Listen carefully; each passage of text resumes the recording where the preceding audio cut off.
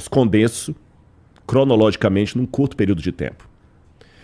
Aí, quando Noé sai da arca, ele pousa, de acordo com a Bíblia, nas montanhas de Ur-Ratu, Ararat, como eles falam, que seria alguma coisa perto da atual Armênia, Turquia, Rússia. Ele sai. E ali começa a formação da civilização humana. É interessante que o berço da civilização é a Mesopotâmia. E foi na Mesopotâmia que os sumérios inventaram a escrita. E quando eu pego os primeiros traços de escrita da humanidade, eu descubro que eles falam quem eram eles. E os sumérios diziam que eles eram descendentes daqueles que sobreviveram ao grande dilúvio. E que aqueles que sobreviveram ao grande dilúvio eram descendentes dos que moravam no jardim de Edim, ou Edenu, que é a mesma raiz da palavra Éden, que aparece na Bíblia.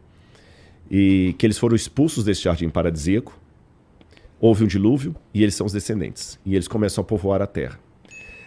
Aí, o curioso é que essa mesma história do dilúvio, de um jardim paradisíaco, ela não está só na Suméria. Você encontra entre os índios incas, maias, astecas, em vários povos ao redor do mundo. Ela não é uma coisa exclusiva daquela região. E ali começou o berço da civilização. Depois vem o Egito. Vou deixar China e Índia de lado aqui do meu modelo por enquanto. Tem lugar para eles, mas só para facilitar. Aí vem o Egito, depois vem os hititas, vai povoando os jafetitas, vem a parte ali do Oriente Próximo, aquela coisa toda, e aí a civilização vai sendo formada. E mais ou menos uns 2000 anos depois disso vai vir Moisés e vai escrever ali o Gênesis e tudo mais. É lógico que eu apresentando esse modelo rapidamente assim, para o pessoal entender, uma pergunta liga. Então a Bíblia apenas plagiou esses mitos, que já existiu antes da Bíblia. O épico do Gilgamesh, Atrahasis, Utnapishtim. Eu tenho modelos literários para dizer que a Bíblia não plagiou esses mitos. Vou dizer de maneira simples alguns deles. Todos eles eram politeístas. A Bíblia é o único que quebra o ciclo e coloca um monoteísmo. Segundo, todos esses mitos, sem exceção, colocam os deuses como filhos do universo. O universo se autoengendrou ou sempre existiu. E depois que vieram os deuses, a Bíblia é o único que coloca Deus antes do universo. Nenhum outro modelo criacionista da antiguidade humana coloca os deuses antes do cosmos. Os deuses são filhos do cosmos.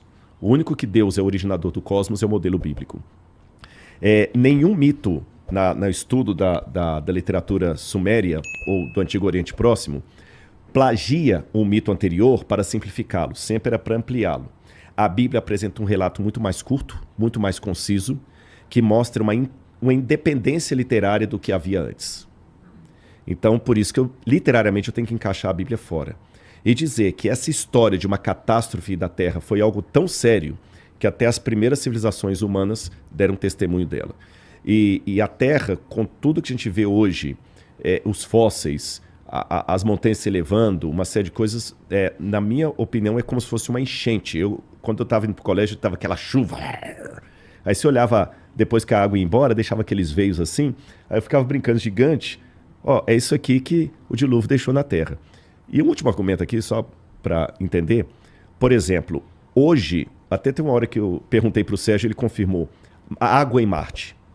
Como é que a pessoa sabe que havia água no planeta? Pelos veios deixados, pelas imagens. Marte tem as imagens da Terra. Então a Terra foi um grande mar. Ela foi inundada, o planeta inteiro.